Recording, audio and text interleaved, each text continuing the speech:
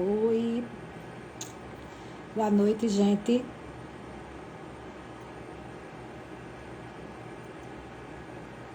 Estamos começando. Vamos começar agora. Então, boa noite, pessoal. O pessoal está começando a entrar. O nosso convidado, doutor Adriano, já entrou. Então, como vocês estão? Meu nome é Luciana Liberato, sou farmacêutica da Formule. E a Formule já vem há um tempo fazendo lives, né, com profissionais de saúde que são referência em suas áreas de atuação, com o objetivo de levar mais informações, conhecimentos, orientações relacionadas à saúde, bem-estar, beleza e qualidade de vida. Espero que vocês estejam gostando. Nesse janeiro branco, né, já na última semana do mês, o janeiro foi definido com essa cor, o branco, e que é o mês que valoriza os cuidados com a saúde mental e emocional. Claro que isso deve ser todos os meses do ano. Mas esse ano a campanha, ela traz, a campanha incentiva os pensarmos no cuidado com a saúde mental de forma preventiva, mas também a longo prazo. E o tema do Janeiro Branco 2025 é o que fazer pela saúde mental agora e sempre. Eu vou fazer, enquanto vocês estão entrando, todo mundo está entrando, eu vou fazer só um breve resumo aqui da nossa live, que tem como tema, né, a depressão, como conduzir. A saúde mental, conforme a Organização Mundial de Saúde, é um estado de bem-estar que permite ao ser humano desenvolver suas habilidades pessoais, enfrentar os desafios da vida e contribuir para a comunidade. No entanto, a realidade da saúde mental do mundo atualmente é bastante alarmante. As recomendações científicas para manter a saúde física e mental incluem o que a gente fala sempre em todas as situações relacionadas à saúde, né? Um estilo de vida saudável, equilibrado, com alimentação equilibrada, prática regular de exercício físico, a boa qualidade do sono e uma redução aí do estresse. Isso é o que todo mundo busca, mas nem sempre consegue, mas a busca continua. De acordo com a Organização Mundial de Saúde, 1 em cada 8 pessoas no mundo sofre algum transtorno mental. E ainda mais preocupante, a maioria dessas pessoas não busca tratamento devido ao estigma e preconceito associados às doenças mentais. É isso que a gente quer mostrar aqui, que existe, né, esse estigma, e isso precisa ser, precisa não existir, né, precisa ser desmistificado. Esse estigma é tão forte que muitos se sentem impossibilitados de falar sobre os seus sentimentos e angústias, silenciando-se por medo do julgamento social. Profissionais de saúde precisam estar cientes dessa realidade. O transtorno mental é a principal causa de morte em jovens, em adultos, entre jovens adultos, com o suicídio figurando entre os principais motivos. Diagnósticos como depressão e ansiedade aumentaram significativamente após a pandemia. Isso reforça a urgência numa abordagem mais compassiva e eficaz. E para conversar, né, sobre esse assunto tão sério, a depressão é uma doença séria, e como conduzir esse tratamento, como conduzir a doença em todos os sentidos, nós convidamos o grande médico psiquiatra clínico, Dr. Adriano Araújo, que ele tem mestrado em biotecnologia psiquiatra da CAPES, do AD Norte e do Hospital Geral João Machado, professor do curso de medicina da UNP, criador do Insight Coletivo, Grupo Digital de Discussão em Saúde Mental, que é bem bacana, pessoal. Bem bacana mesmo, vale a pena se inscrever, participar. Doutor Adriano, já posso te chamar, vou puxar aqui rapidamente para a gente começar. Olá, doutora Amanda, doutora Vilma. Olá. Vou puxar aqui.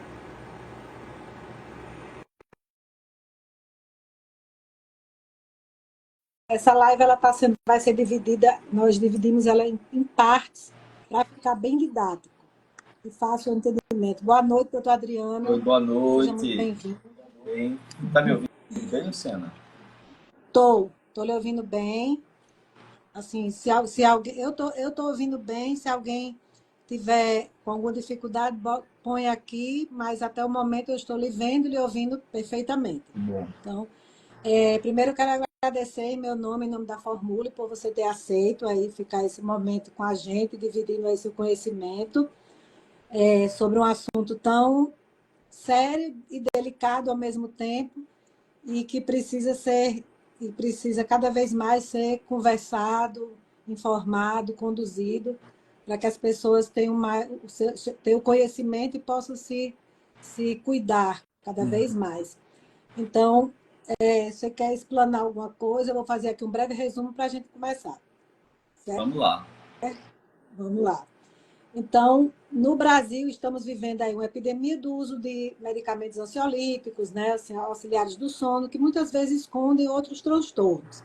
A depressão é uma condição complexa que afeta milhões de pessoas em todo o mundo, independente do estado, gênero, né, origem. É crucial que o tratamento seja reconhecido e que a depressão seja reconhecida como uma doença séria e que o tratamento aconteça. Durante décadas predominou uma coisa que eu acho interessante, eu estava vendo, doutor Adriano, num periódico, né, inglês, na revista, na College de Londres, que a gente entende a depressão como um desequilíbrio químico, né, um desequilíbrio bioquímico. Então, durante décadas predominou a ideia, não é que ele não seja, com certeza o uma ideia de que a depressão é causada por um desequilíbrio bioquímico no cérebro, a chamada teoria do desequilíbrio químico, afirma que a doença é provocada por um desequilíbrio bioquímico das principais monoaminas cerebrais, né, serotonina, dopamina, Uhum. norepinefrina, que é chamada noradrenalina. Essas substâncias atuam como são neurotransmissores, que são espécies de mensageiro aí nas conexões entre um ou mais neurônios.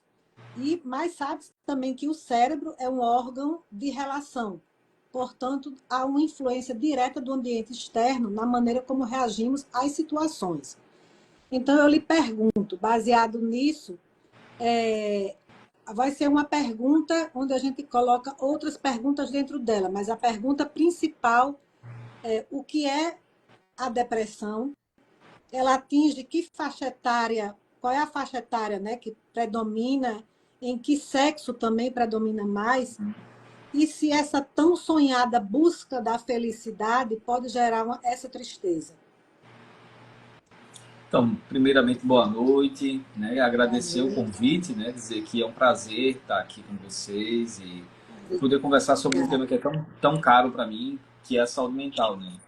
Falar sobre saúde mental é sempre uma missão, porque eu acho que as pessoas que convivem com problemas relacionados à saúde mental, problemas psiquiátricos, são pessoas que precisam de muito amparo e o tempo todo precisam desse apoio. Então, quanto mais pessoas conseguirem entender e Uhum. conseguirem compreender o que significam esses transtornos, mais acolhimento a gente vai conseguir fazer das pessoas de modo geral. A depressão é uma condição que assola e que maltrata muitas pessoas, é uma condição que, dependendo da população estudada, chega a 30, 40% da população estudada. Né? Se a gente olha para a população em geral, a gente pode dizer que até 15% da população em geral vai ter sintomas depressivos, então é uma quantidade muito grande de pessoas. Então, a depressão é uma condição que se caracteriza principalmente por dois sintomas principalmente: melancolia, tristeza e ou apatia. A pessoa ela se sente triste ou também ela pode sentir ao mesmo tempo muita apatia, muita falta de energia, de desmotivação. E Uhum. isso de uma maneira persistente. Quando essa tristeza e essa apatia ela gera dano à vida, ela atrapalha as atividades, ela atrapalha os estudos, ela atrapalha o trabalho, ela atrapalha as relações. Quando esses sintomas eles são suficientes para atrapalhar a pessoa nesse sentido, aí se considera que há um transtorno. E por que eu estou falando isso? Porque nem toda tristeza e nem toda Uhum. apatia é considerada depressão. A gente só vai estar diante da doença depressão quando ela atrapalha a vida, né? e quando os sintomas são persistentes ao longo do tempo. Então, existem vários fatores relacionados à questão da depressão, né? Fatores, eu falo, e aí você citou a questão neuroquímica, né? Uhum. A teoria das monoaminas, né? Isso. Influenciando a alteração de neurotransmissores como serotonina, dopamina, então são coisas bem conhecidas já, mas a gente sabe que a condição, a depressão, como qualquer condição psiquiátrica, ela é multifatorial. Existem Isso. fatores biopsicossociais. Isso explica, por exemplo, por que pessoas abaixo da linha da miséria têm prevalência maior de depressão. Isso Uhum. explica por que pessoas que passam por grandes privações, elas têm mais depressão. Né? Então, assim, a gente tem fatores outros que acabam impactando sobre essa questão. Então, as questões econômicas, as questões sociais, elas são muito importantes nesse contexto também. E elas acabam muitas vezes sendo determinantes. Existe hoje um consenso de que as doenças psiquiátricas elas têm um pano de fundo, como é que eu diria, determinado geneticamente. É como se fosse uma vulnerabilidade. Eu tenho uma vulnerabilidade a desenvolver um transtorno. E os eventos traumáticos da vida, eles funcionam como gatilhos para isso.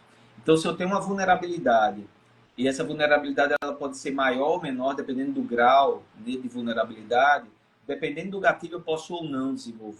Tá? E por que eu falo de tamanho da vulnerabilidade? Porque às vezes o gatilho é enorme. Alguém que passa por uma guerra, por exemplo, alguém que vive vamos dizer, uma catástrofe climática, por exemplo, essas pessoas, mesmo que elas tenham uma baixa vulnerabilidade, elas têm um risco alto de desenvolver sintomas depressivos. Então, realmente, são vários fatores que estão envolvidos aí. Certo. E ele tem alguma prevalência com relação ao sexo e idade? Tem sim. A depressão ela é mais comum nas mulheres. As mulheres elas adoecem mais de depressão. Acho que em torno de 4 para 1, para cada 4 mulheres, um homem tem depressão. Os sintomas eles surgem geralmente no final da adolescência, início da vida adulta. Vamos dizer assim que é o primeiro pico epidemiológico, final da adolescência, Uhum. início da vida adulta. E na mulher, ela tem um segundo pico epidemiológico que é no período perimenopausa, no climatério. Então a mulher ela tem um pico nesse final da adolescência, início da vida adulta, e no climatério ela tem outro pico epidemiológico, um risco maior de desenvolver depressão. Existe um aumento também da prevalência de depressão no idoso. Então, tanto homens quanto mulheres, na fase idosa, vai aumentando o risco de desenvolver depressão, por causa de vários fatores clínicos, inclusive, né, a senescência, né, a diminuição de produção de proteína, enfim. Então, o sistema nervoso central vai envelhecendo, então essa pessoa vai diminuindo a capacidade de modular as próprias emoções, então o risco de depressão na terceira idade aumenta também. Certo. E essa frenética, né, busca que as pessoas, né, assim, às vezes as pessoas, essa questão da comparação social, essa busca pela palavra felicidade, né, que acha que tem que estar sempre feliz, que isso vai gerando às vezes um processo de adoecimento, né, pela forma como essa busca é feita Sim, ou se isso realmente sim. existe. Existe, acredito que, claro, com certeza existe. Né? Existe uma pressão hoje, uma pressão social por ser bem sucedido, né? Uma pressão Uhum. social por ser bem sucedido e ser feliz, né? E isso é muito relativo para cada pessoa.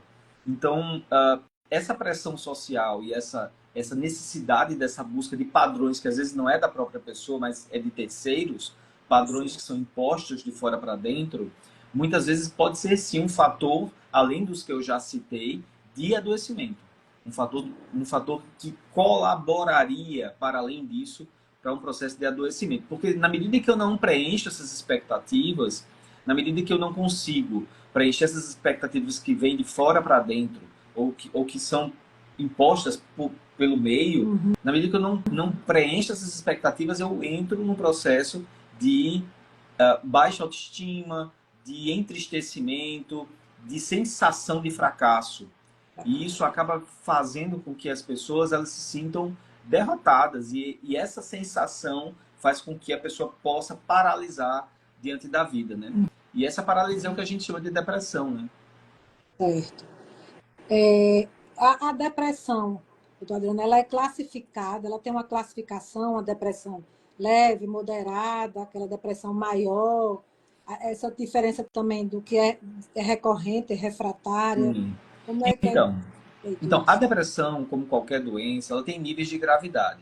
Então, tem pessoas que podem ter episódios depressivos e, inclusive, melhorar espontaneamente sem nenhum tratamento.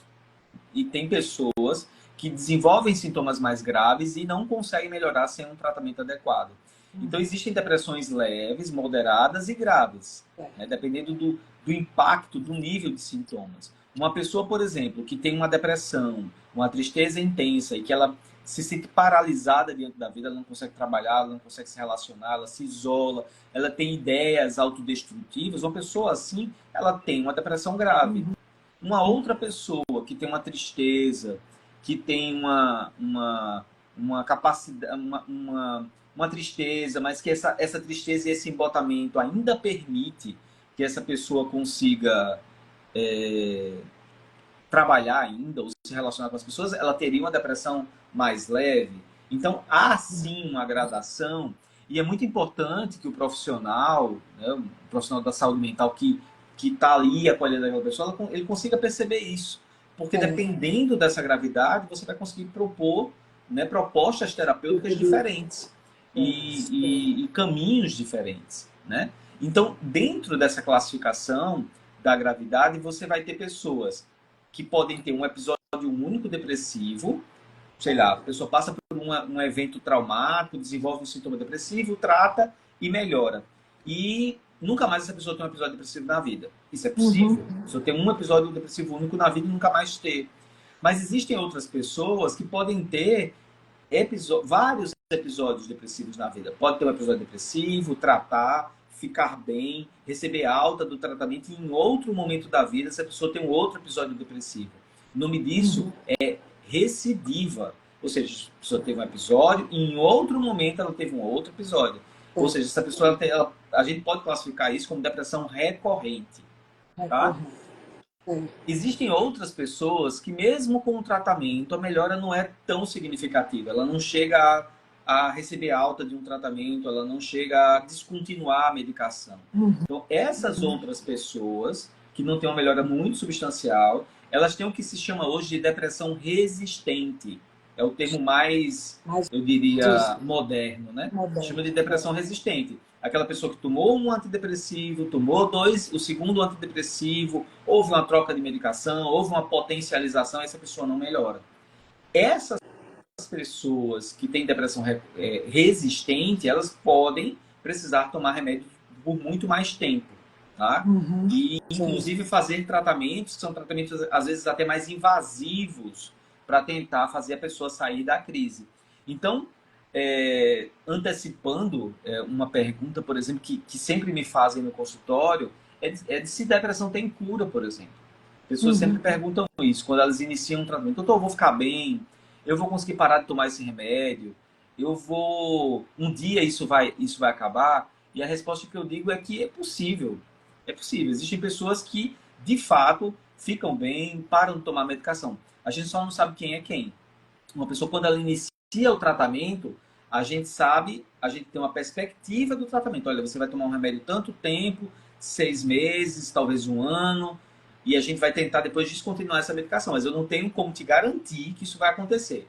Mas se você fizer o tratamento da forma que tem que ser, você aumenta as chances disso acontecer. Se você tomar o remédio de forma adequada, se você fizer as suas consultas regulares, se você associar o remédio a uma psicoterapia, então você aumenta as chances disso acontecer, do tratamento ter início, meio e fim. Até porque, Luciana, existe um dado que fala que a principal causa de cronificação da depressão é abandono de tratamento, né? Pessoas que melhoram e que deixam de tomar a medicação, que não tiveram um desfecho adequado, as pessoas acabam tendo uma recaída de sintoma e elas acabam tomando remédio por mais tempo. Então, os dados dizem, a principal causa de cronificação da depressão é abandono de tratamento.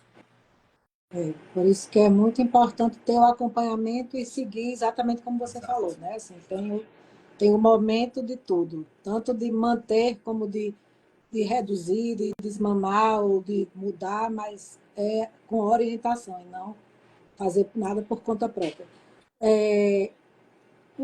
Você falou, né, daqueles sinais e sintomas clássicos.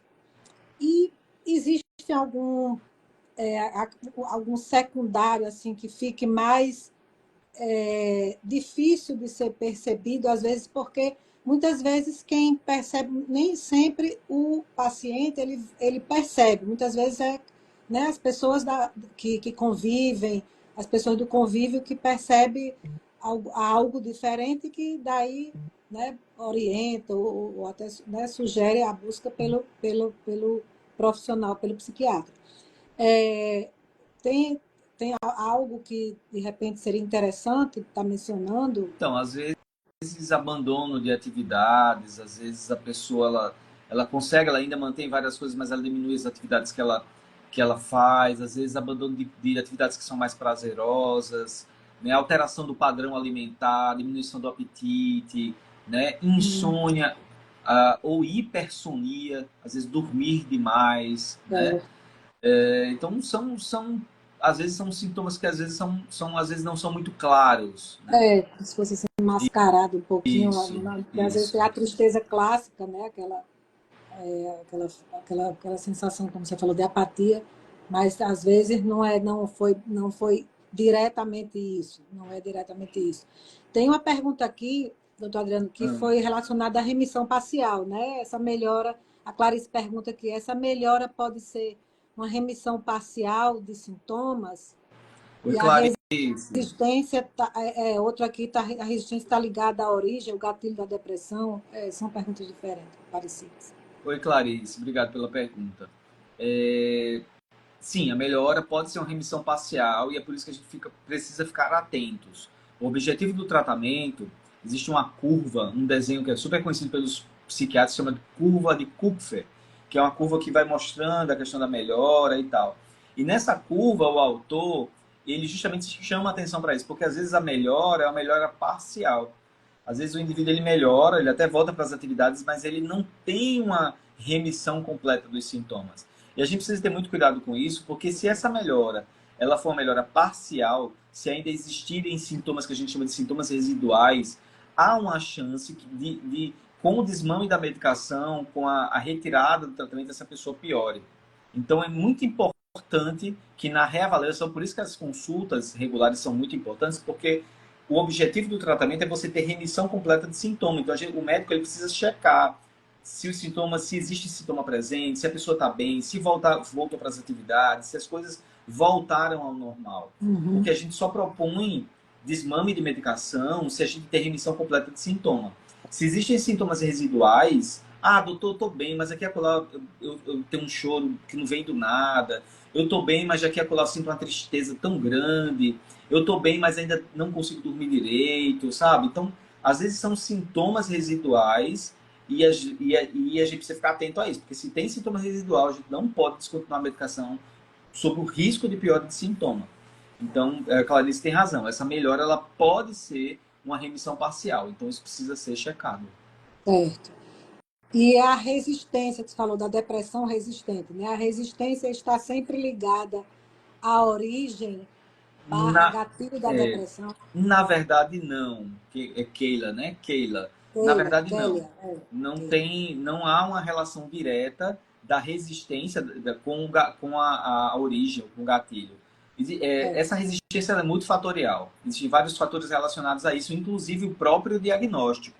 Por que eu falo isso? Porque, às vezes, a gente está diante de uma depressão, mas a gente não está diante só ou apenas de uma depressão. A gente está diante de alguém com depressão que tem, às vezes, um transtorno de personalidade associado, ou está diante de alguém com depressão que não é só uma depressão unipolar, uma depressão bipolar, ou está diante de alguém com depressão que sofre, às vezes, e aí a gente fala dos fatores sociais relacionados, sofre uma violência doméstica, é alguém que sofre algum tipo de violência no ambiente de trabalho. Então, existem, às vezes, outros fatores que contribuem para a resistência.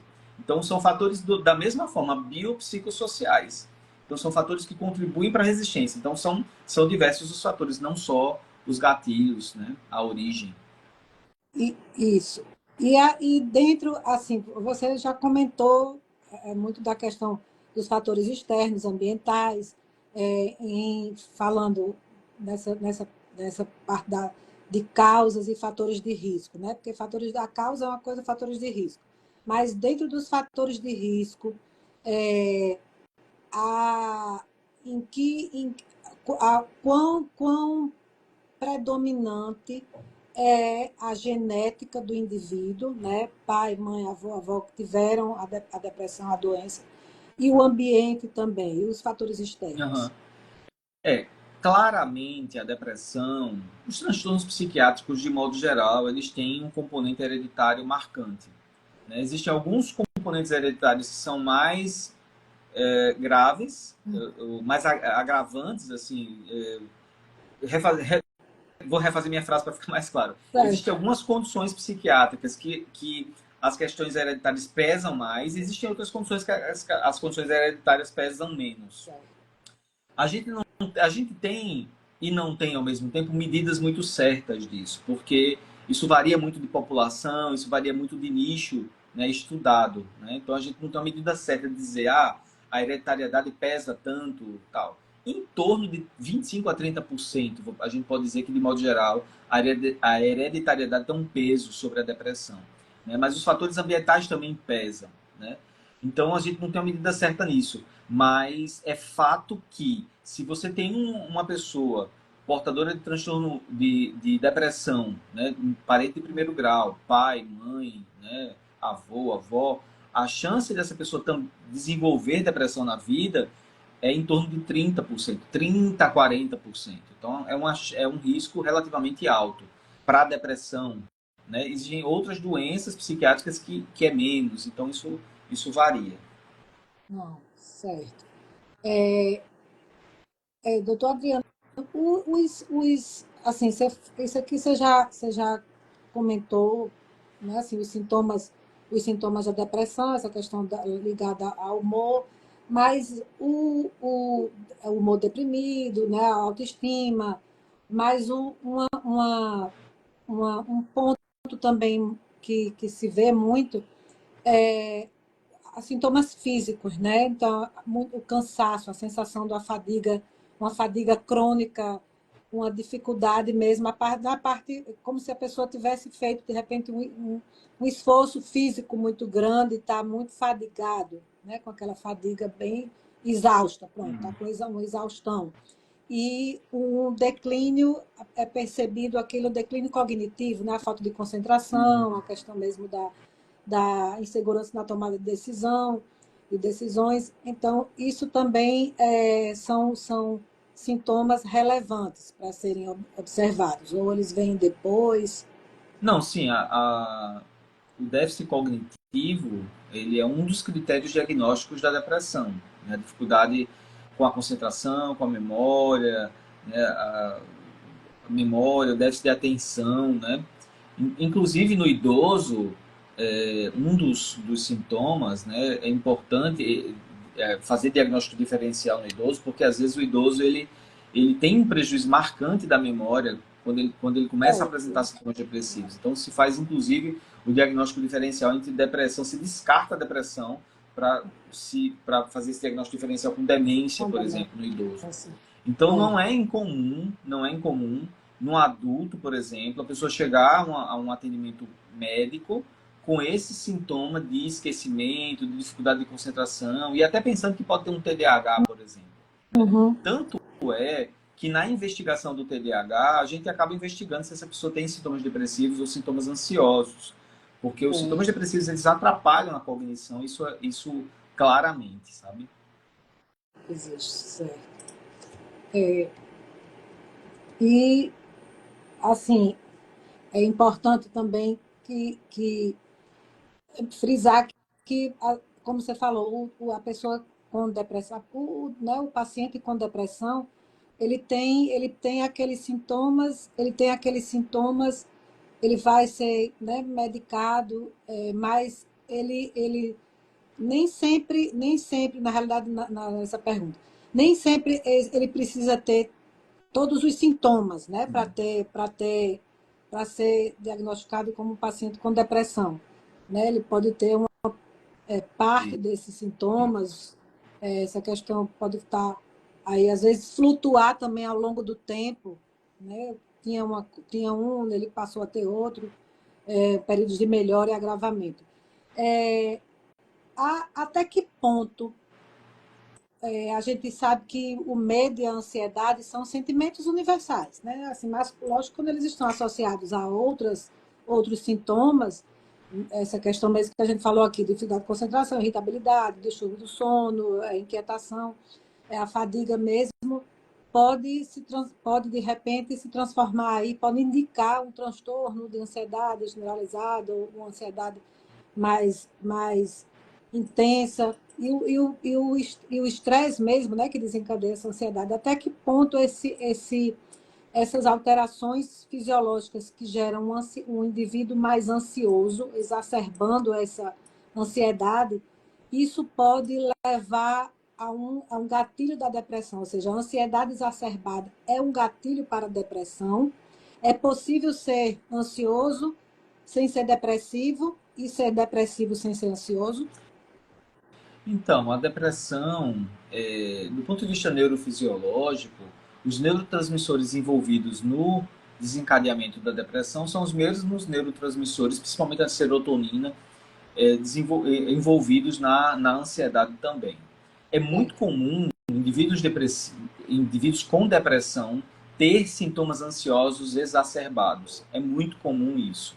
Inclusive, os manuais diagnósticos, né, o DSM, por exemplo, que é o mais conhecido, né? O DSM, que é o Manual Estatístico Americano, que é um livro de classificação psiquiátrica, ele diferencia depressão com sintomas ansiosos ou depressão sem sintomas ansiosos, porque o prognóstico muda. O indivíduo com depressão com sintomas ansiosos, ele pode ter mais risco no sentido cardiovascular, por exemplo, mais risco de desenvolver mais sintomas e ter mais prejuízo. Então, a ansiedade, ela não tem necessariamente, não há uma determinação. O indivíduo precisa estar ansioso para desenvolver depressão. Ou uma ansiedade exacerbada necessariamente vai desenvolver depressão. Não existe essa história natural. Mas pessoas que têm muita ansiedade, elas têm um risco maior de desenvolver depressão porque são muito comórbidos. São condições muito comórbidas e andam muito juntas. Então é algo que a gente que chama muita atenção. Certo. Com relação ao diagnóstico, né, a gente sabe que, lógico, o médico, as especialidades médicas existem para isso. Então, a saúde mental é o médico psiquiatra, que está devidamente habilitado para tratar esse paciente. Mas é importante também os profissionais de saúde, de uma maneira geral, que convivem com, ou que atendem os pacientes, muitas vezes perceberem, também ter um mínimo conhecimento ou percepção para, numa necessidade, né, ver que ali, observar que ali tem algo que mereceria um encaminhamento para um médico psiquiatra, para fazer o diagnóstico, realmente, o diagnóstico, né, o fidedigno mesmo. Existe é comum o paciente ir direto ao médico psiquiatra, ou ele vai através de outros profissionais? Olha, hoje em dia tem sido muito mais comum a pessoa procurar diretamente o psiquiatra, as pessoas estão mais orientadas, as pessoas têm menos preconceito em buscar o profissional. Então elas têm sim ido mais diretamente. Tem, assim, obviamente existem outras situações de pessoas que vão a outros profissionais, às vezes porque são sintomas mais mascarados, né? Às vezes são problemas dermatológicos, É. às vezes são problemas reumatológicos, e a pessoa ela vai a um profissional, às vezes uma dor intensa, uma dor crônica, e a pessoa vai lhe tratar aquele sintoma principal que está incomodando e ela não enxerga muito bem que tem uma depressão, porque ela acha às vezes que uma coisa está provocando a outra. E aí o profissional alerta, manda que procure um psiquiatra, mas, de modo geral, eu posso dizer que as pessoas estão procurando sim, sabe? Mas eu acho que, sei lá, Diretamente. há 20 anos não era assim, não. Mas hoje tem É, sido bem mais tranquilo isso. não. Que bom. E existe exames, algum tipo de exame, ou algum exame de imagem, ou exame laboratorial, exames bioquímicos, ou o diagnóstico é predominantemente clínico? Olha, Luciana, inclusive uma excelente pergunta. Porque eu tenho visto algumas pessoas chegando no consultório com alguns exames que não têm fundamentação científica, né? Por exemplo, dosagem de serotonina a nível de sangue, né? Pessoas com dosagem de serotonina, dosagem de lítio, né? Ah, não, vamos dosar o lítio aqui, Lítio vamos não, dosar a não tem, tá serotonina. tomando lítio, não tem. Vamos dosar o lítio, vamos dosar a serotonina, vamos fazer uma ressonância funcional, magnética. Não existe ainda. Ah, vamos dosar o cortisol. Assim, não existe ainda nenhum marcador biológico hoje comprovadamente que possa diagnosticar a depressão. Porque, gente, o que é um marcador biológico? O marcador biológico é um parâmetro mensurável no corpo da pessoa e que você cria um ponto de cota e você diz, olha, a partir desse parâmetro essa pessoa está doente, abaixo dessa parâmetro essa pessoa não está doente. Em relação à depressão, não existe. Não existe. Os exames que a gente utiliza são exames para avaliação clínica, para ajudar no processo do cuidado. Então, assim, num paciente que me procura pela primeira vez, normalmente eu peço alguns exames, mas com o objetivo de avaliar clinicamente, tá? Exatamente. Sim. Então, exames de rotina, hemograma, glicemia, hemoglobina glicada, vitamina D, vitamina B12, Uhum. enfim, exames para a gente avaliar hormônio da tireoide. Hormônio da Então, a gente tireoide. avalia, de modo geral, para ver se existe alguma coisa que possa estar Poderia estar causando. contribuindo ou até Uhum. piorando aquele quadro. Então, a gente faz uma avaliação clínica no geral, né? Mas esses Certo. exames, eles não são exames diagnósticos e eles não dizem se aquela pessoa tem ou não tem depressão. O diagnóstico da depressão é um diagnóstico clínico, ou seja, a gente vai interpretar os sintomas e definir, através da classificação, se aquela pessoa tem ou não depressão. Isso mesmo. E existe também, você falou assim, é interessante em que momento ou não é feito isso, não tem necessidade, ou é uma coisa mais específica de um paciente, porque, né, tudo é individualizado, né? Lógico que as substâncias existem, mas as dosagens são individualizadas, daquele antidepressivo é individualizado para aquele, nem sempre aquele né, que alguém está tomando significa que o outro vai tomar e vai se dar bem, pode até ser, mas não necessariamente.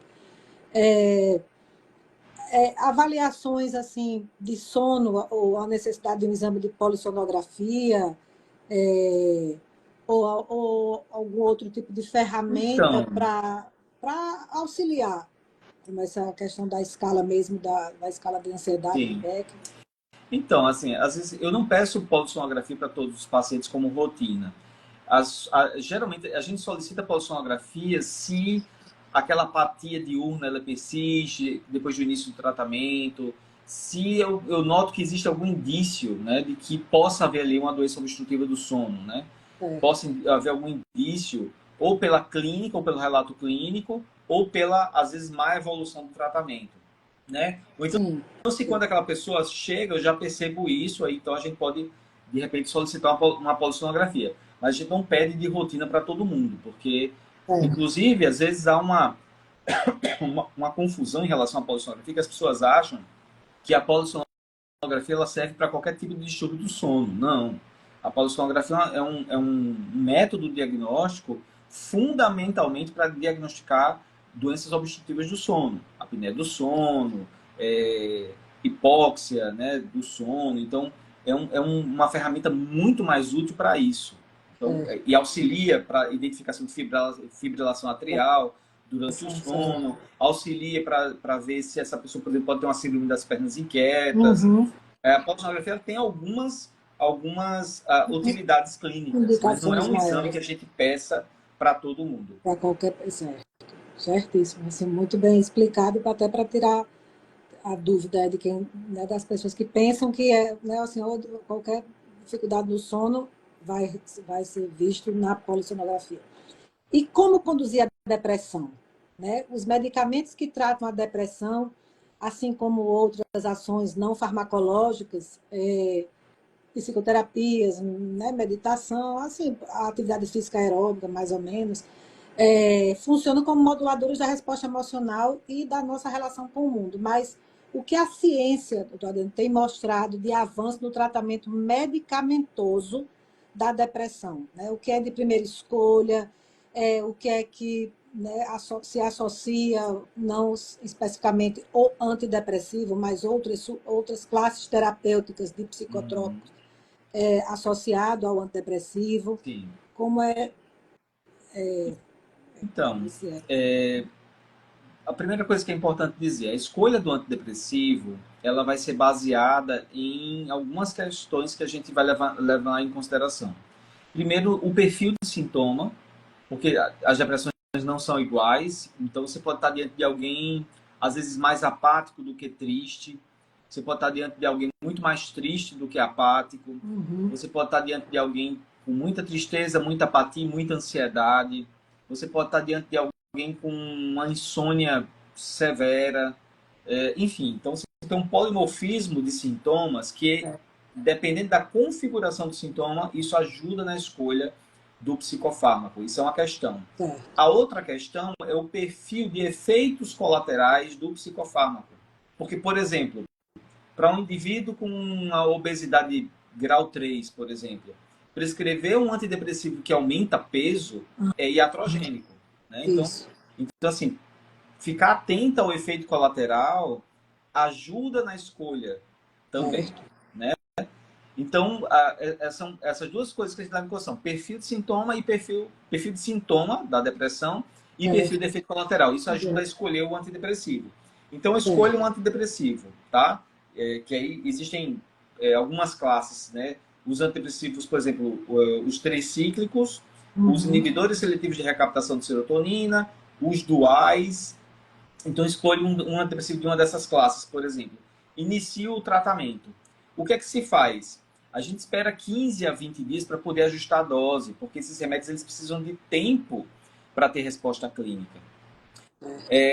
As medicações elas funcionam no sistema nervoso central e há uma necessidade de produção de proteínas, aumento de receptores, e isso leva tempo. Então, pelo menos 15 a 20 dias para você conseguir fazer uma modulação no sistema nervoso central e você observar se teve alguma resposta. Se após esse período o indivíduo ele teve zero resposta, teve uma resposta muito parcial, já há indicação de ajuste de dose. E assim o tratamento vai progredindo. A gente vai ajustando dose daquele antidepressivo até a dose máxima ou até a dose suportada. Porque às vezes o indivíduo ele tolera a dose mínima do tratamento, mas quando a gente ajusta a dose, surge um efeito colateral que ele não tolera e a gente não consegue mais aumentar a dose daquela medicação. Então, a gente vai fazendo esse progresso. Vamos supor que ele chega a uma dose máxima ou uma dose que ele não tolerou. Então, normalmente a gente troca o antidepressivo, a gente vai buscar uma outra alternativa. E aí, nessa troca, dependendo da situação, dependendo do contexto, do perfil de sintomas, é muito comum você trocar a classe farmacológica. Você sai, por exemplo, de um inibidor seletivo de recaptação de serotonina e ir para um dual, porque você troca de classe farmacológica e você aumenta a chance de ter resposta clínica. Então, isso é uma sequência que já foi muito estudada. Então, tem guidelines, tem estudos que orientam esse caminho.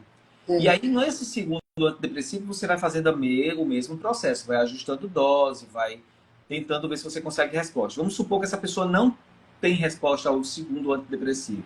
O que é que hoje os manuais eles dizem? É que se essa pessoa não respondeu a um segundo antidepressivo, já se considera uma depressão resistente, né? E em sendo uma depressão resistente, há hoje, vamos dizer assim, caminhos terapêuticos que podem dar resposta maior do que ir para um terceiro antidepressivo, tá?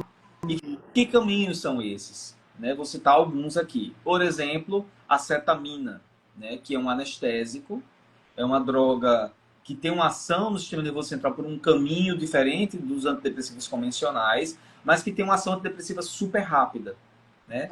Então ela tem uma indicação muito precisa quando você identifica uma depressão resistente ou quando há ideias autodestrutivas muito prevalentes, existe um risco. Então a cetamina tem uma ação muito importante nesse sentido. É uma droga injetável, é feita por A via... acetamina, né? Porque antigamente tem a cetamina e a Não, acetamina. a E agora já cetamina, está a a cetamina é uma droga acetamina. injetável feita por via Certo, subcutânea, né? certo. A gente faz. A escetamina, ela é feita por spray Nasal. nasal, né? Que é uma outra via de administração. E Certo. que, e que a indicação é da mesma forma, para depressão resistente, para esses casos. Então, Certo. se faz isso. Uma outra forma de cuidar nesse sentido também seria a eletroconvulsoterapia, né? A eletroconvulsoterapia é uma técnica que assusta muitas pessoas, mas é ainda super útil, ainda muito eficaz. E em que consiste a eletroconvulsoterapia? Você faz uma estimulação elétrica, né, bitemporal, você coloca dois eletrodos, faz uma estimulação elétrica que dura pouquíssimo, né, 2, 3 segundos, e é como se você gerasse uma convulsão a nível do Uhum. sistema nervoso central. Isso precisa ser feito a nível hospitalar e sob anestesia, né? Então, e é um método terapêutico para a depressão muito eficaz, para casos muito resistentes também, né? Então, hoje, vamos dizer assim, o cortejo de tratamento é muito, assim, medicamentoso é muito isso, sabe, Luciana? Então, Certo. assim, a gente vai tentando buscar alternativas. É possível ainda, além disso que eu citei, as associações entre os antidepressivos. Pronto, é isso que eu ia perguntar. Assim, às É, vezes colocar um estabilizador de humor, né, não, associado não, não estou falando como nem de não, potencializador de um antidepressivo. não, eu não estou falando nem de potencialização, estou falando de associação Ah, entre tá. antidepressivo. Certo, certo. Existem algumas estratégias que você às vezes consegue aumentar um pouco a eficácia associando dois antidepressivos de classes farmacológicas Sim, sim, diferentes. E às vezes você certo, aumenta as chances de resposta. Então são certo. algumas estratégias que a gente usa. O que você colocou é a possibilidade de potencialização, que a gente usa Isso. também, né? Uhum. E existem alguns potencializadores reconhecidos, alguns estabilizadores de humor, como o carbonato de lítio, por exemplo, alguns antipsicóticos atípicos, que Uhum. são já muito reconhecidos como potencializadores, aripiprazol, quetiapina, brexpiprazol, né? A própria olanzapina. Então, Uhum. esses antipsicóticos associados a um antidepressivo em casos resistentes pode também ser útil e pode muitas vezes, às vezes, resgatar ali aquele paciente, sabe? Certo. E ligado a você falando, né, da parte, né, dos procedimentos invasivos, né, seja o medicamento subcutâneo ou intranasal, a acetamina ou acetamina e a eletroconvulsoterapia. Assim, eles, principalmente a acetamina e a acetamina, assim, é uma forma de é um tratamento que ainda eu acho que é importante falar, é um tratamento que existe, né, a hospitalização, todos os cuidados, mas para desestigmatizar esse tipo de tratamento, para diminuir o medo das pessoas, né, existe aquele, lógico que não é a primeira escolha, não é de forma alguma, mas Uhum. é daquelas situações que você mesmo estava falando, né, dos casos refratários, a depressão, Isso. a ideação suicida, porque esses mitos existentes, isso atrapalha muito e aumenta mais a resistência do paciente em ser submetido a eles. Já existe, assim, com relação ao paciente, estudos assim apontando uma eficácia de segurança para esses procedimentos e qual é o índice de melhora, doutora Adriana? É uma sessão? Não, São várias? são várias sessões. São várias sessões. São procedimentos muito... Eles são muito eficazes. 70% das pessoas submetidas a procedimentos como esse melhoram. 70%, né? É um índice bem significativo de melhora. Mas são várias sessões. Um primeiro ciclo, por exemplo, com cetamina, são 12 sessões. Né? Eletroconvulsoterapia, primeiro ciclo, 10 sessões. Então são tratamentos bem recorrentes. Né? A gente tem aqui em Natal, no Hospital Universitário, né, protocolo de aplicação de cetamina, né, no serviço público.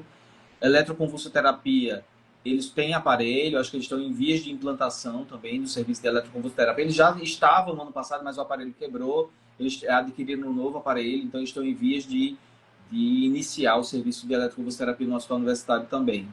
Então, assim, realmente você tem razão, acho que tem um estigma, tem uma dificuldade em relação a isso, um medo realmente em relação a esses procedimentos, mas são procedimentos bem seguros e bem eficazes e que são indicados realmente em casos mais graves. Então, é importante que a gente tenha essa consciência. Certo.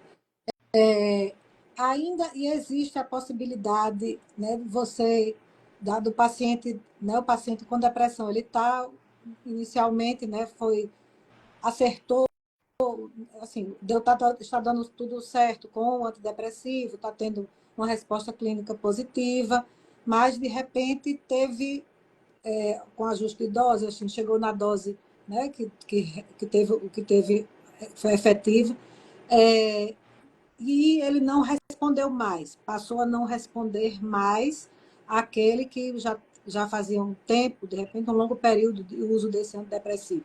É o momento de fazer uma outra introdução, retirar ou ajustar novamente a dose.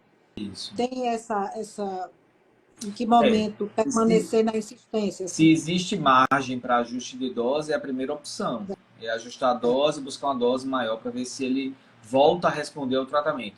Se não tem margem para ajuste, aí é troca mesmo da substância, é o caminho mais adequado. Ou ainda uma possibilidade de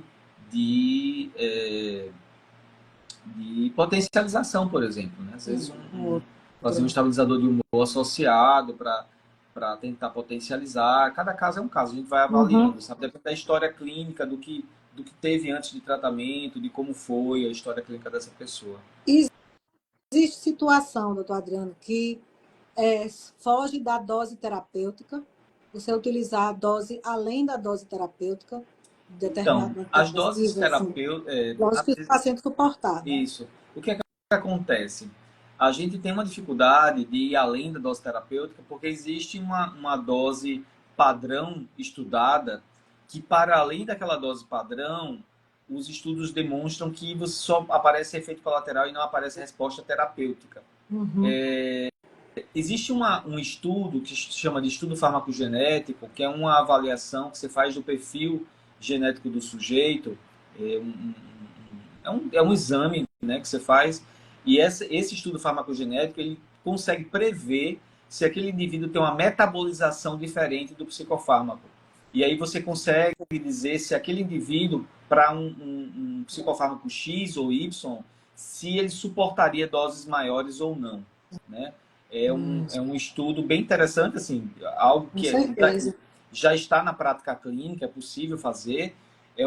Infelizmente ainda tem um custo alto, né? Não está disponível ainda nos convênios de saúde, nem no serviço público, mas é um exame bem útil, bem interessante, porque ele traz todo o painel de metabolismo do psicofármaco e nos ajuda a dizer exatamente isso, se aquele indivíduo ele responderia a doses maiores, e às vezes a gente é surpreendido com isso.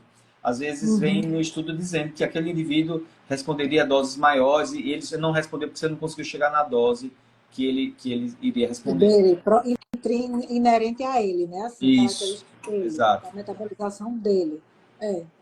Que não pode se aplicar, que no caso o laboratório, ou de qualquer forma do laboratório, ou seja, a gente não tem como você amplificar Aham. aquilo ali para a população geral.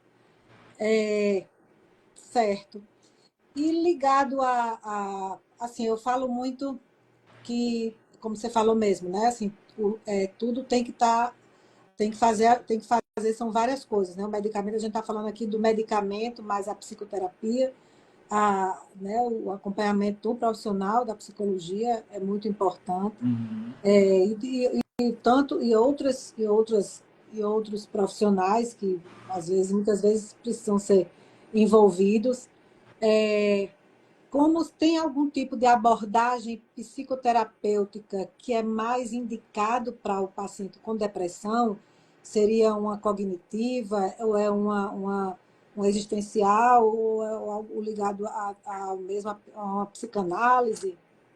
Olha, na minha opinião, eu não considero que uma abordagem seja mais efetiva do que outra. O que eu acho é que existem abordagens diferentes para pessoas diferentes, né? É, Existem pessoas que se adaptam melhor a uma TCC, uma terapia cognitivo-comportamental, existem outras pessoas que se adaptam melhor a uma psicanálise, então não tem como, assim, eu não consigo entender dessa forma de dizer que uma abordagem é melhor do que outra, pelo menos para a depressão, por exemplo, né? Para outras condições é. talvez, mas para a Uhum, depressão não consigo entender dessa forma. Tem pessoas é, que realmente se adaptam muito melhor a uma abordagem mais humanística e outras se adaptam muito melhor a uma abordagem mais comportamental. Então, eu acho que é muito sentir o que aquela pessoa necessita e indicar abordagens mais adequadas para cada uma. Eu acho que é mais ou menos por aí. certo. Bom, aqui a gente está falando dos alvos terapêuticos, eu só reforço, como você até falou, na hora de pede os exames laboratoriais para avaliar o estado clínico mesmo do paciente. Então, é visto assim que não é regra, mas na maioria das vezes o paciente com depressão ele tem, em algumas situações, a ferritina um pouco mais baixa, a vitamina D um nível abaixo né, do parâmetro, a própria B12, algumas vitaminas do complexo B. Uhum. Então, às vezes, você precisa fazer um ajuste desses micronutrientes com o alimento, mas muitas vezes com a suplementação, a questão mesmo do padrão intestinal, né? Assim, o eixo intestino-cérebro, a gente vê hoje em dia que muitas substâncias que melhoram o funcionamento intestinal, assim, os metabólitos, até porque você tem a serotonina intestinal, você tem a absorção do complexo B pelo intestino, essa barreira tem que estar preservada. Então, às vezes, aí um prebiótico, às vezes associando alguns elementos, você Uhum. tem aí prebióticos, pós-bióticos, parabióticos, o próprio probiótico e os butiratos, né, os ácidos graxos de cadeia curta, que eles mesmos estimulam a produção de serotonina. A serotonina entérica, como a gente chama, né? A serotonina Uhum. produzida pelos enterócitos. Mas é importante mostrar essa conexão, né? O eixo intestino-cérebro, na realidade, o intestino está conectado com o corpo todo. Mas Isso. a gente está falando aqui do sistema nervoso central, então ele o sistema nervoso central, o entérico, eles estão bem conectados nessa microbiota equilibrada, é importante porque o indivíduo está inflamado. Então, o processo da depressão, ele é um processo que gera gatilhos inflamatórios, as citocinas inflamatórias. Na hora que você Exato. modula, né, essas citocinas, isso também contribui, né? Vai além também da junção com o medicamento. Né? São Exato. formas de se posicionar e de ajudar o paciente. É. E expor alguma coisa com relação a isso, que a gente usa muitos E psicobióticos, né? Que a isso. gente chama Não, de probióticos. você tem toda a razão. A depressão é considerada uma doença inflamatória. Né? A depressão é considerada uma doença inflamatória. Existem vários estudos, várias evidências mostrando aumento de citocinas e Uhum. toda medida anti-inflamatória associada ao tratamento com os psicofármacos é super bem-vinda, Luciana. E faz diferença, viu? Faz uma diferença enorme. Não, a gente vê bastante isso na condução assim, né, de algumas suplementações mais Isso. direcionadas para esse tipo de paciente. É, a, assim, a gente está aqui caminhando para o final, eu vou aqui lhe perguntar uma alguns mitos, né? Assim, rapidamente. É possível. São duas perguntas que foram feitas no direct da Formule. Então, é possível animar alguém com depressão e o que nunca dizer para um paciente com depressão? Então, é, a depressão é uma condição, a doença psiquiátrica, que é isso que as pessoas às vezes não conseguem compreender, né? É que a doença psiquiátrica, ela é involuntária. A pessoa não está triste ali e ela não vai melhorar se ela for animada. Não se trata disso. Não é só uma tristeza, né? É como uma pessoa que está com o braço quebrado não vai ficar bom ali se você fizer uma gracinha para ela. Exato. Não se trata disso. Uhum. A depressão é uma doença que ela tem as características de uma doença psiquiátrica. Ela é persistente e ela é inflexível, né? Então, a doença ela está lá. Então, assim, essa tentativa que o senso comum, é natural que as pessoas façam isso, né? De tentar animar, de tentar frases de efeito ou coisas que possam fazer. A sensação que talvez as pessoas tenham é de fazer alguma coisa para tirar a pessoa daquela paralisia. Que está fazendo um bem, né? Isso. Mas... E não existe, não é possível. Então, assim, essas Uhum. coisas, essas frases feitas, olha, faça alguma coisa, como Clarice está dizendo aqui, tenha fé, Tenha fé, sabe? seja Se forte. ocupe sua cabeça com alguma coisa, tenha fé, vá fazer alguma coisa, sabe? Se mexa, vá fazer uma atividade, vá fazer uma caminhada que você melhora, ou isso é só frescura, isso... Olha, comigo foi muito pior. Me curei sozinho da depressão, eu tinha fé e a fé me curou, sabe? Essas coisas só pioram, porque só faz a pessoa se sentir pior. É como se ela fosse pior do que ela é. Porque Uhum. se alguém consegue e ela não consegue, significa o quê? É. Né? Se alguém consegue, se alguém com a fé conseguiu e ela não consegue, significa o quê para ela? Então, esse tipo de coisa não ajuda, né? O mais adequado é dar apoio e suporte. É estar do lado, é oferecer ajuda no sentido de levar ao médico, oferecer ajuda no sentido de buscar alternativas de tratamento. Esse é o caminho, né? Essas outras coisas absolutamente não ajudam. Certo. E, doutor Adriano, né, assim, muitas vezes o paciente decide. Quais as consequências de uma depressão não tratada? Nossa, são muitas, viu? Porque uma depressão não tratada, e aí, assim como eu já tenho vários anos de carreira, então eu já vi isso, né? Já vi as consequências ao vivo de uma depressão não tratada. A depressão não tratada, ela atinge o corpo. Ela atinge o corpo, ela atinge a saúde como um todo, e ela atinge as pessoas que estão ao redor, né? A depressão não tratada, ela, como a gente está falando aqui, por exemplo, de uma doença inflamatória, você imagina um Uhum. corpo inflamado e que não De desinflama a hora forma nenhuma. contínua. Isso vai gerando dano, isso vai gerando dano, vai gerando dano. Então, você aumenta o risco das doenças cardiovasculares, né? Você aumenta o risco dessa pessoa ter um infarto, você aumenta o risco de um acidente vascular encefálico, né? Aumenta o risco de demência, né? Aumenta as chances dessa pessoa perder a função ao longo da vida. E aí vem as outras questões de relações sociais, né? Essa pessoa se isola, essa pessoa ela quebra os vínculos com a própria família e com, né? Então você tem rupturas profundas nas famílias, nas relações sociais, né? E o mais grave, né, que são os comportamentos autodestrutivos, né?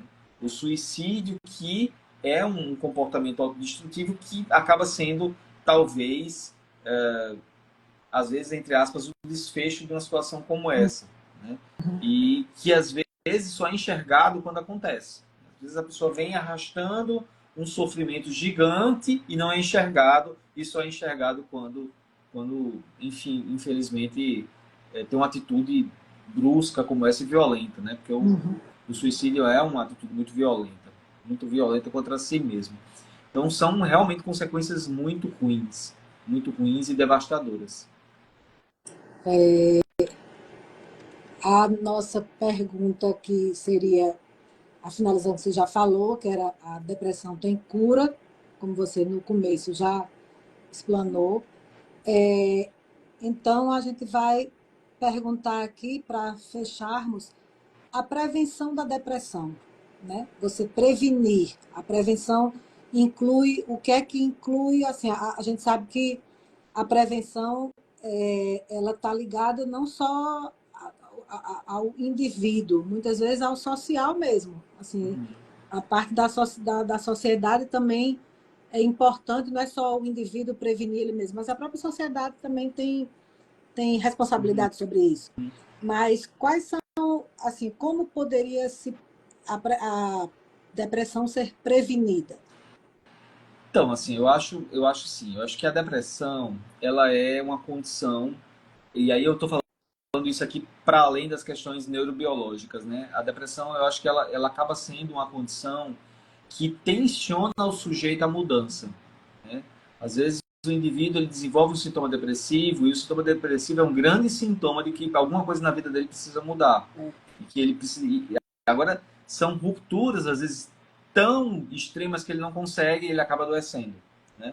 Então, e aí por que eu estou falando isso? Porque no inverso, na questão da prevenção, cabe o desenvolvimento pessoal, né? Cabe o desenvolvimento pessoal, a psicoterapia, o crescimento pessoal no sentido de, do, de se entender quanto indivíduo e compreender qual é o meu lugar nesse mundo e o que é que eu estou fazendo aqui, né?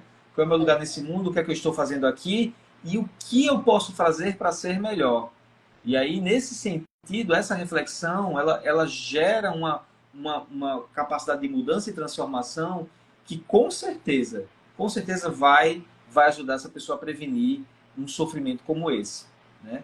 Claro que existem outras medidas preventivas, a atividade física regular, uma boa É, alimentação equilibrada, né? Uma psicoterapia em dia, o cultivo das relações sociais saudável, né? O cultivo das relações sociais saudável, buscar relações sociais saudáveis, né?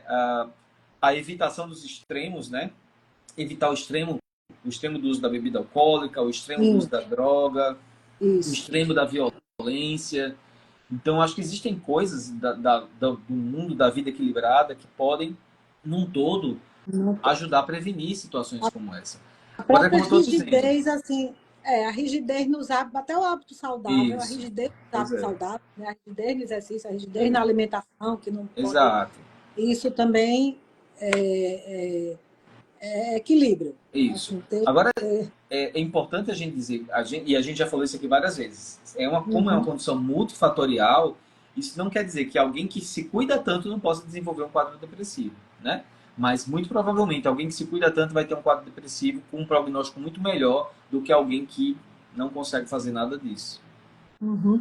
E fazer a intervenção precoce, né? Assim, identificada, assim, a pessoa ter algo se sentiu, né, diferente do que algo que, assim, buscar logo, não deixar, né, nos primeiros estágios, assim, nos estágios iniciais, né, evitando a progressão para uma situação de depressão propriamente dita. É essencial promover, né, a conscientização e compreensão da depressão. Então, popularizar o entendimento e desmistificar os estigmas associados à saúde mental. Isso contribui, né, pode contribuir para um ambiente em que as pessoas se sintam mais à vontade para buscar ajuda.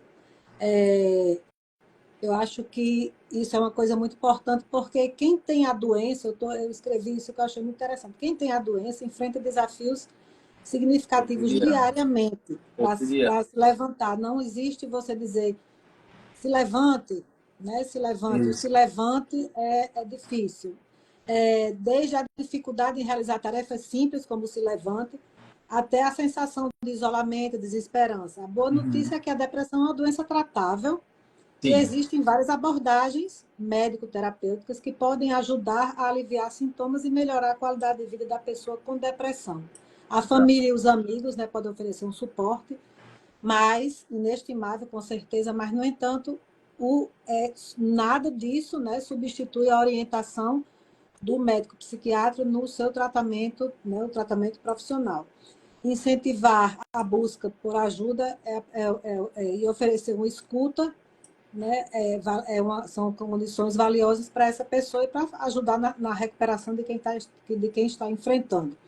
Então, eu digo muito que a saúde mental ele é um diamante, né? Um diamante representando, assim, é um diamante, e o profissional de saúde que trata dessa pessoa, da saúde mental, da mente, né? Compreendendo todas as dimensões da existência humana, vai poder ajudar o paciente a refletir profundamente sobre a vida e alcançar o equilíbrio e bem-estar, promovendo a tão desejada saúde mental. A saúde mental, eu digo, a sua saúde mental importa. Então, é importante prevenir, detectar precocemente e intervir adequadamente. Então, eu acho que assim, eu finalizei aqui com esse texto que eu escrevi, achei interessante para a gente pensar sobre isso. E eu gostaria que você deixasse sua mensagem aí para todos que estão aqui assistindo. Eu queria, antes de finalizar, só responder uma Certo, pergunta de Dona Fátima, que ela perguntou mais de uma vez aqui a mesma coisa, e eu só para não deixar ela sem essa certo, resposta. Que ela está perguntando sobre o lítio, se o lítio é usado no tratamento da depressão, se eu, por exemplo, eu prescrevo lítio e tal. Então, só para esclarecer ela, certo. Dona Fátima, o lítio, né, o carbonato de lítio, que é um sal que a gente usa para o tratamento, né, que a gente usa como remédio, o lítio ele não tem indicação no tratamento da depressão especificamente. A indicação do lítio é no tratamento do transtorno bipolar, tá? Então, assim, eu prescrevo sim carbonato de lítio, mas em indivíduos com diagnóstico de bipolaridade. Em alguns casos, em depressões refratárias, pessoas que não melhoram com antidepressivo, existe uma conduta de associar o lítio ao antidepressivo para ver se a pessoa melhora. Isso é uma conduta que se faz, inclusive, muito antiga, né? E até os Uhum. manuais mais novos, eles nem têm trazido muito essa conduta. Mas existe essa prerrogativa. Mas o lítio em isolado, ele não tem indicação no tratamento da depressão, nem na depressão bipolar. Indivíduos com depressão bipolar, eles não melhoram só com lítio. Então, não é uma droga que tem essa função. Ela tem uma ação muito mais estabilizadora do humor, né? O lítio ele tem uma ação muito mais de prevenção de recidiva de episódios de mania, por exemplo, na bipolaridade. Tá certo? Só para deixar isso claro para a senhora. Então, assim, para finalizar aqui, eu queria só agradecer, viu, Luciano, o convite, dizer que eu estou sempre disponível, né? Dizer que é um prazer poder estar aqui, discutir, né? Trazer essas discussões que eu acho super ricas, né? Parabenizar pelo trabalho que você faz nas redes sociais, acho super informativo, acho super rico, acho essas lives que vocês fazem aqui periodicamente, acho elas muito úteis, né? Porque as redes sociais elas carecem de ambientes, como é que eu diria, ambientes qualificados, de discussão qualificada. Eu acho Seguro, que né, essa questão. também. A gente vê muita bobagem nas redes sociais, vê muita gente falando besteira, e eu vejo que você traz sempre pessoas qualificadas, pessoas com boas referências, para estar discutindo temas que são muito importantes para a população, com informações muito importantes, e a população precisa de muita informação e informação qualificada. Eu acho que é essa a grande questão.